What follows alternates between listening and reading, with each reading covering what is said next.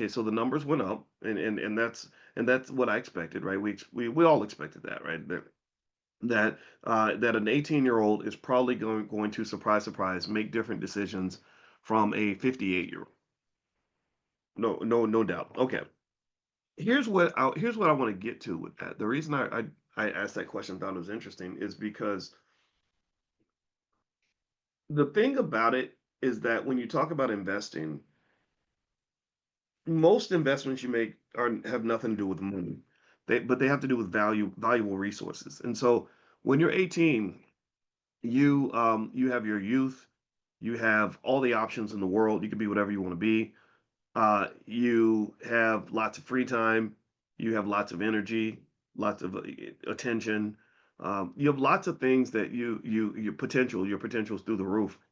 And I think that what we should probably do as investors, as a community of investors, as a community of people that want to break generational curses, as a community of people that want to better ourselves, is I think we should encourage our young people to really sit down and really think carefully about where they are, like have consciousness about, like, look, I want you're 18. I want you to imagine yourself as a 28-year-old. Imagine yourself as a 38-year-old. Imagine yourself as a 48-year-old. Imagine yourself as a 58-year-old looking back on when you were 18. I want you to, because a lot of times when you're young, you're just there, you're just living, you're just sort of you're unconscious. You're making one decision after another. You're not really thinking too deeply about what this is going to look like when you look back on it 20 years from now. But I can tell you one conversation I had with my dad, it wasn't even a conversation, it was a comment. When I was 17, I remember I was trying to figure out what my next move was going to be. I wasn't the guy that I am now. Now I understand a lot of things I didn't understand then. But I was making my next move. And my next move was sort of built on short term gratification, short term security, short term challenges, right? Like, how do I get $100 so that I can get me some shoes? How do I, when I leave the house, how am I going to have a place to live and some of that? Because my daddy didn't play that whole like live with your parents till you're 30 type thing. We didn't do that. Um, and I remember he said, boy, you better get it together because one day you'll wake up at 35 years old and wonder where your life went. And at that time, at 17, 35 seemed like great grandpa age. Like in my mind, 35 is like, okay, your life is over now. Okay, you've had your best years are behind you.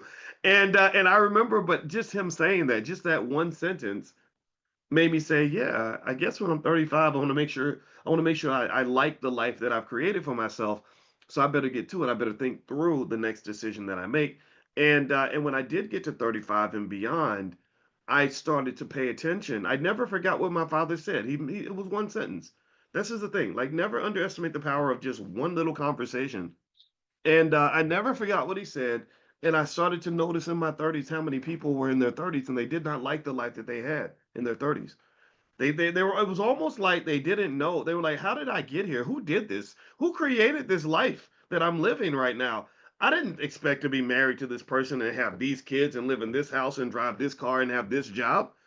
And what's really interesting is that when you go back and you piece it together, you realize that this life was built like a house, like building a house with a series of steps, and in many cases, a series of very short-sighted, unconscious steps that you built this structure that you now have to live in.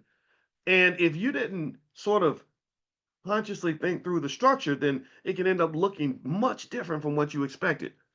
It's like the difference between somebody saying, I want to make a painting of a building and planning it out and designing exactly how everything's going to go versus somebody just taking the brush and just being like, right? Sure, the abstract art can be absolutely beautiful, but it's also very chaotic, right? And sometimes our lives can be chaotic because the steps that were taken to build that life were chaotic steps.